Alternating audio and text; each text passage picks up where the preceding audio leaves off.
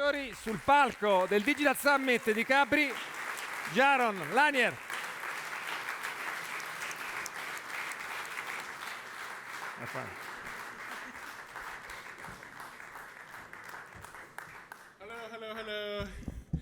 Hello. So, I do want to mention one thing, which is I don't see a timer, and if I don't see a timer, I will speak for an infinite amount of time.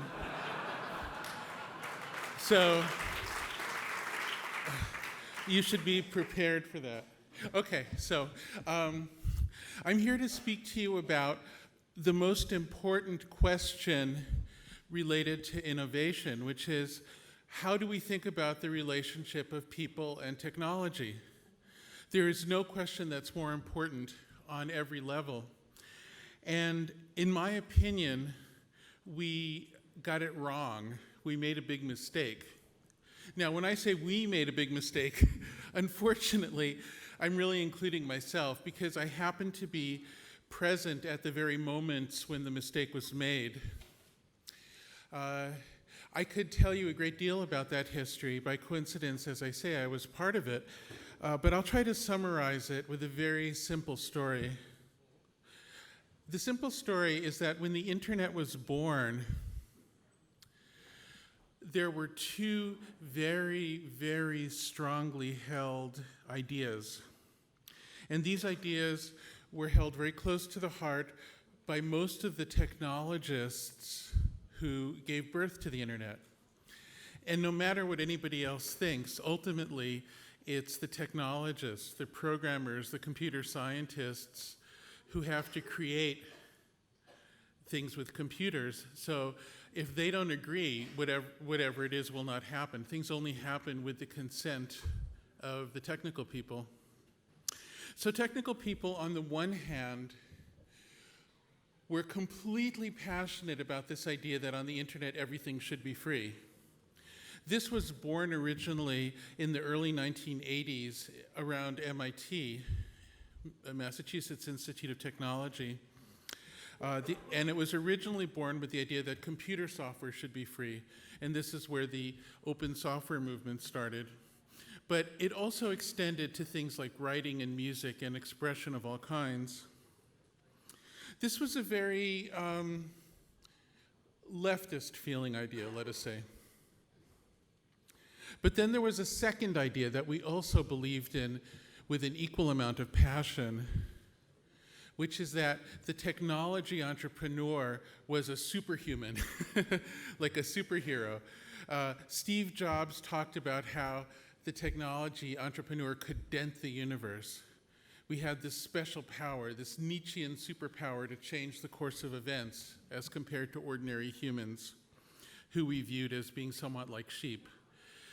It has to be admitted that there was a certain kind of a feeling of superiority among the technical elite, and that is also true today. So here is a problem. This idea that the entrepreneur is the superhuman is an idea from the right. The idea that everything should be free is an idea from the left. On the one hand, no capitalism, and on the other hand, capitalism is everything. So how do you reconcile these two things? How is it possible? There's only one possible solution if you insist on holding this contradiction in your head, and that solution is the advertising business model. So when Google was born, and later Facebook, the idea was that from the user's point of view, they would experience socialism or some sort of communitarian, can you translate that to Italian? A very leftist personal experience.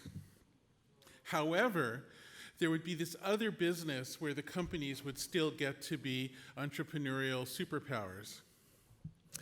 Now, there are a couple of problems with this idea. More than a couple, but I'm just going to talk about two of them right now. One of the problems is that the result is that anytime two people connect or collaborate in any way at all on the internet, the only way for it to be financed under this model is that a third person is paying to manipulate those two people. It creates an entire civilization based on the idea of people manipulating each other in sneakier and sneakier ways. And this is obviously unsustainable. There's a second problem, which is equally bad, which is that it suggests that when people create information or do anything in the information space, it doesn't have any direct economic value. The primary economic value is for those third parties who want to manipulate the person. And the result of that is an increased alienation, I'll use that word, alienation of people from the future, because people perceive themselves as becoming worth less and less as artificial intelligence and robots get better. Because obviously, if what you do online is worth nothing, then eventually you'll be worth less and less when the robots can do everything, when the robots drive the cars and when the robots work the fields and run the factories. So these are two huge problems. Now, I believe there's a different philosophy of the relationship of people and technology that would not be perfect, but would be better for everybody. It would be better for most individuals. It would be better for most entrepreneurs. It would be better for most governments and most institutions, and overall better for the future. This is an idea that is incredibly simple, and yet it can feel very exotic and strange to us because we've spent several decades under the alternative idea. So what is this idea? It's very, very simple. The idea is that information actually has economic value directly, not just as fuel to manipulate people. If you start to believe in that idea, that capitalism can apply to information, the entire way we think about people and computers starts to reformulate. It starts to rotate into a different configuration. Let me give you a few examples of what this would look like. And by the way, there's no accepted term for the ideas I'm about to tell you, but the emerging one seems to be data dignity. That seems to be the term that most people have adjusted to. So we'll talk about data dignity here. Now, one idea that results from data dignity is that you would be paid for your information. So in other words,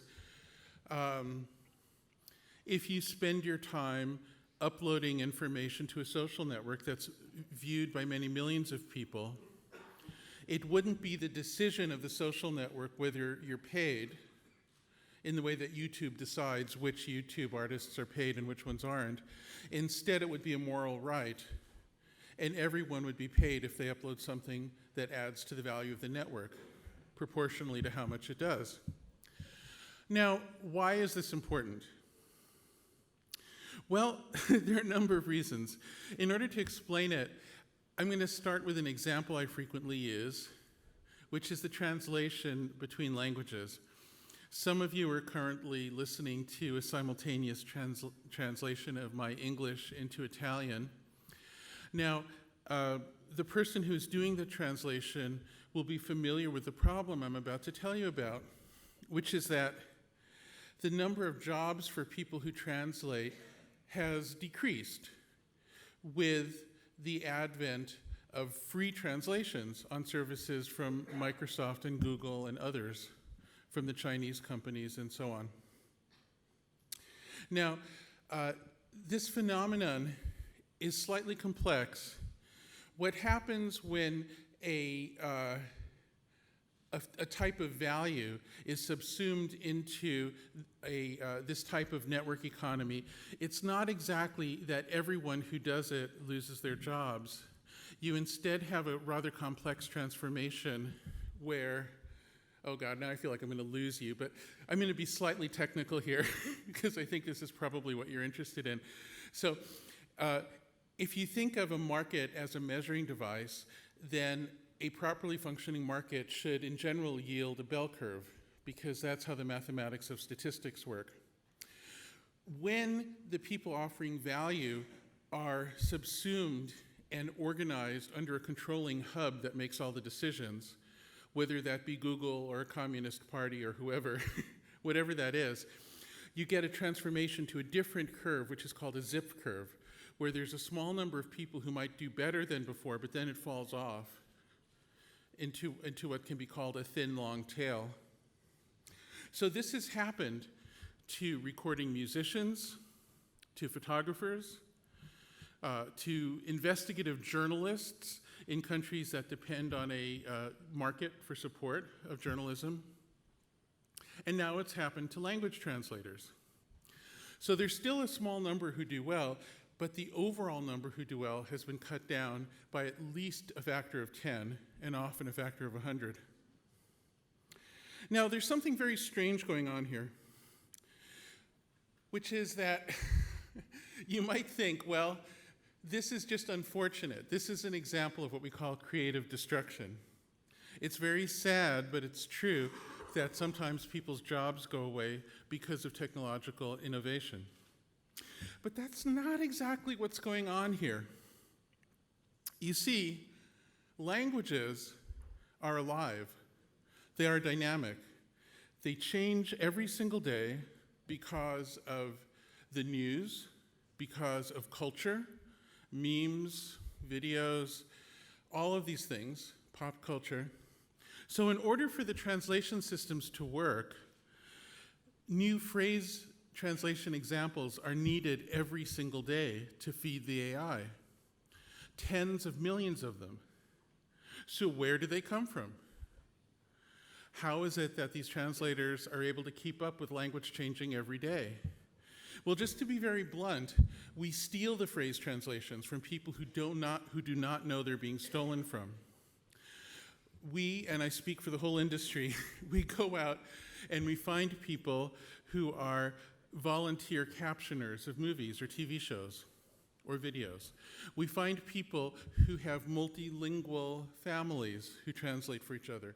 We find all these people and we gather their phrase translations every day by the tens of millions in order to make our giant electronic brain appear to be capable of replacing those very people. Can you see that there's something wrong here? There's something about this that is dishonest because we're telling people, we don't need you anymore because we have a giant electronic brain to replace you, except we really need you to feed the giant electronic brain. We just won't tell you we need you. So it's dishonest. It's, I would say it's a form of spiritual cruelty to tell somebody they're not needed when they really are. It has another macro effect, which is it creates a false reading for how big the economy is because we're pretending that a bunch of people who are contributing value actually are not contributing value. So it creates a lie about the larger economy as well. So, and then on top of all that, it's funded by what we call the advertising business model. So there's something very wrong here. There's something that's gone terribly wrong. We're lying to people about their value. Now let's go into this advertising business model for a second. I was there when it started, which was approximately with Google. Google was incredibly cute and incredibly appealing when it was small. You couldn't imagine cuter kids than the ones who started Google and the early employees there. They were just so charming, and I sold them a company. I sold Google its first machine vision capability, the ability to track faces, a long time ago. So the problem is that what started out cute as a baby kind of grew into a monster. Not referring to the Google people, who I'm still fond of as individuals, but to the business model. It grew into a monster. What started out as a very simple business idea of placing ads based on the person's interest evolved and evolved and evolved on many levels. The computers got faster, memory became larger, bandwidth improved, but more than that, the algorithms evolved. all of the players in the system became more sophisticated. Not just the people at Google, but also the advertisers, also national intelligence services that wish to use Google and Facebook for their purposes, criminal organizations, all kinds of people became more and more sophisticated. It got to the point where the very idea of search was sort of absurd because it became governed by an enormous number of competing interests crowding out individuals between search engine optimization and the efforts of the companies like Google and so on. The whole service took on a ridiculous quality where it was sort of Wikipedia and then a bunch of commercial entries for most things. So, what does it mean when the advertising business model becomes more and more sophisticated? Well, it has a very particular meaning. It means that it evolves into a form of behavior modification. Now, behavior modification is a reference to a specific discipline that is associated with historical researchers like Pavlov and Skinner. In fact, you might not know this, but the first person to ever design an experience for people over a digital network was none other than B.F. Skinner, who invented the Skinner box. This was in the 60s, before the technology underlying the internet was invented. It was a much earlier form of digital network. The Skinner box is an experimental device in which an animal or a person is placed in an environment in which their actions are carefully monitored, and then experiences are created in response to their actions in a feedback loop in order to affect behavior change. For instance, the individual, the person or the animal, might get either candy or an electric shock, depending on what they do. So Skinner realized that on a digital network, with computers controlling the user experience, you could implement Skinner boxes for the whole population at once. His idea was that you could create a controlled society. Now, I find his idea horrible. I want a society of free, creative people who have self-determination and are forced to cooperate together. That's the society I want. It's an annoying society because people have difficulty cooperating, but it's the better choice.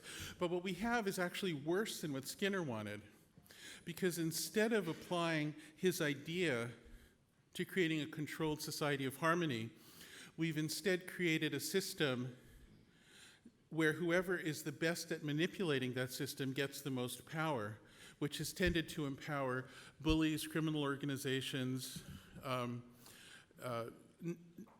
sovereign intelligence services, and all kinds of actors. And it's created a very strange feeling to our era in which nobody's sure what's going on and everything is crazy all the time, particularly politics. This is definitely not what anybody wanted at the start.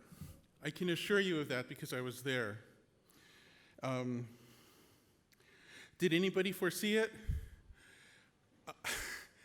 To my shame, I have to tell you that I did. In the early 90s, I wrote a paper about how bots could throw elections eventually, and people thought I was crazy. But the problem is, even though I realized that this could happen, I didn't scream my head off. I just wrote one paper and let it sit there. So to my shame, even though I think I saw it, I don't think I did enough.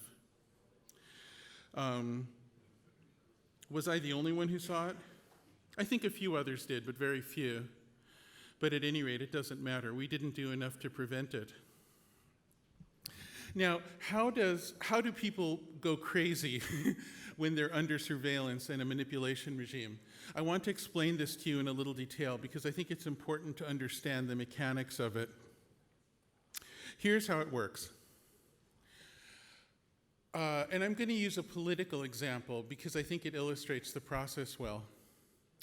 In the United States, 4 or 5 years ago, there was a political movement called Black Lives Matter. This was a protest movement about the rates at which African Americans were being killed in encounters with the police, unarmed African Americans. So it was a protest movement about that. And the interesting thing about Black Lives Matter is that initially, the people who were pushing it experienced what I call a magic carpet ride. Their message was amplified over social media channels like Facebook and Twitter and YouTube. And they had this magical experience of having their efforts multiplied. So everybody's thinking, wow, this is great. They had the same experience that the Arab Spring had and that many other movements have had. So, what happens next? Well, here's the thing. All of the information, all of the tweets, the videos, the memes, all of the comments, all of the essays, everything that's uploaded goes into big cloud computing facilities, and then there are algorithms that have to make use of it. Now remember, these are businesses, so to make use of the information, the algorithms have to maximize two things. The first thing is what we call in the business engagement, and the second thing is what we call persuasion. Now, in my view, these terms are somewhat sanitized. I would prefer to say addiction and manipulation. Oh, is that a laugh line? I don't, okay. It's very hard to tell jokes through a translator. Okay, so let's talk about each of these. The algorithms look at all this information, and remember, even though there are many news stories about how advanced AI has become, the truth is that AI is still, at this moment, a form of fancy statistics. It doesn't originate information particularly. I know that some AI people will argue with me that when AI plays itself in a game, it invents new moves. I'll leave that argument aside for a second. Certainly in this situation, all the AI can do is take information from people and perform statistics on that information. Now, what the algorithms do is they project the information out to people rather randomly. One of you might get, for instance, some content that came from Black Lives Matter. Now then the algorithm is watching you very carefully because remember, you're under surveillance. If you click a lot, if you hover over it, if you become more engaged, the algorithm says, aha. Then the algorithm looks at its representation of you and it finds the other 10 million people who might be similar and sends it all out to those people. And if those people start to become engaged, aha, then you start to get more and more of it. Okay, now here's the problem. Human responses are driven by emotions. And the deepest emotions are the fight or flight emotions, where we become afraid or we become aggressive. And these are not the only emotions, and in fact, broadly speaking, positive emotions of affection, allegiance, admiration more than balance the fight or flight emotions. However, in this situation, where all the algorithm can measure is how immediately you were engaged, the fight or flight reactions are easier to measure. Now, some people might click more because they admire the material, but statistically, it's more likely that they click because they are angry or afraid of the material. This is simply a feature of our psychology. So therefore, the people who are angry or afraid of the material click more, and they get reinforced more. They get introduced to each other over social networks automatically. They enter into a loop of re-engagement. So what this means is that no matter how positive things started out, if you start out with the Black Lives Matter, a few years later you get a renewed Ku Klux Klan and neo-Nazi movement in the United States, which had been completely dormant. You might start out with Arab Spring, you end up with ISIS. It happens again and again. No one is planning this. To my knowledge, I have never met an evil person at Facebook or Google, and I know a lot of them, who is sitting there, oh, I want to destroy the world. There might be a few, but I kind of doubt it. The vast majority have no intention like this. And I think at this point, it's not so much that they have evil intent at all. I think that a lot of us are living in denial. And here I take responsibility as part of the technical community. I don't want to separate myself. As I said, I should have screamed my head off, and I didn't enough. So I also share blame. So this is the specific way that being under surveillance for a behavior modification scheme biases people to become afraid and angry. Now, the effect is slight. It's very slight. In a typical population, if graded on a scale from 0 to 100, or 0 to 99, in a given year, the population might shift by 1%. But it tends to be cumulative, like compound interest. So after a few years, you might shift a population a few percent to become more angry and scared.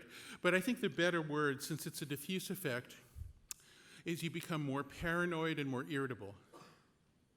Now, the thing about that is that if the whole population is becoming slightly more paranoid and irritable, it tends to benefit the type of politics that appeals to paranoia and irritability. Now, remember, the algorithms don't invent anything. They only perform statistics.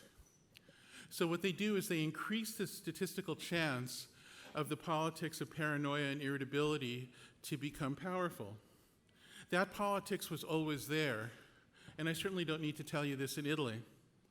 However, what has not always been present is the sudden global rise of this style politics all over the world in countries that have nothing otherwise in common.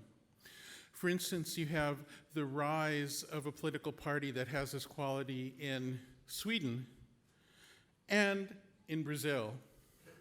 These countries have nothing in common.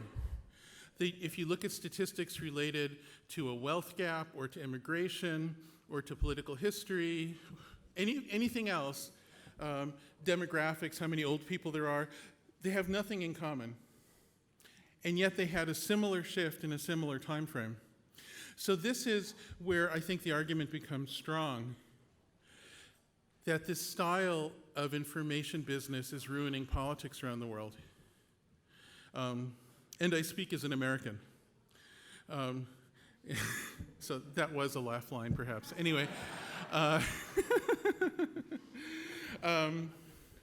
there's an alternative, as I mentioned, which is people would be paid for their data and would also pay for services. This is what we call data dignity. Under this scheme, if people are being surveilled, if they agree to be surveilled, they don't have to agree to be surveilled perhaps, but as we've seen with the GDPR, it's very difficult to define the terms to stop surveillance. It's very tricky. So if they are surveilled, despite regulation, they will be paid for that. And the idea is to make sure that the level of payment makes the advertising business model unprofitable. And then all of the companies will be forced to find a different path to profitability, which totally exists. This is the thing that's so crazy. We know people will pay for services that they like online. Netflix has proved it, as have many other services. I can give you many examples. The gaming world has become a more and more paid world online, with people paying to watch others play games and all kinds of things I never thought would happen, and at a very high scale. People create value online. I'll tell you my favorite example, and I just want to be clear, I'm not representing Microsoft. I'm sure I've said all kinds of things that are contrary to the Microsoft official position, but I am also with Microsoft. And in that context, we have a property called Skype.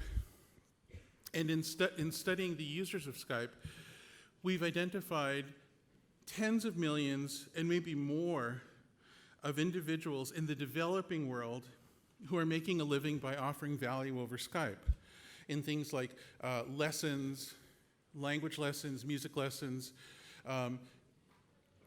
yoga lessons, religious instruction, all kinds of things, totally leaving aside sex work, which I want to put in a different category because of its moral complexity. And I'm very interested in these people. These are people who, despite not having a single vendor who's made it easy for them, these are people who have figured out how to improve their lives using the internet for actual economic value. I say hooray to them because they are a great force of development and they are raising the overall value on the books of civilization instead of suppressing it. So, I see that my time is up, and needless to say, I have only told you 1/10 of what I would like to tell you. But I just want to summarize by saying that if we can overcome the advertising business model and instead deal with transactions of real value, we will grow the economy, we will reinforce a sense of dignity for most people, and this is the part I didn't get to, we solve the problem of unemployment due to robots and AI, because robots and AI will always be data hungry. And if people can learn to be artisans, artists, masters of creating better and better data for the robots, then the more robots there are, the more employment there will be. But if we pretend that the robots are totally independent of people, then of course we will refuse to pay those people, which will mean bad robots. So let us pay the people who ultimately make the data that run the robots, and then more robots means more employment, which is the future we should have. Thank you so much.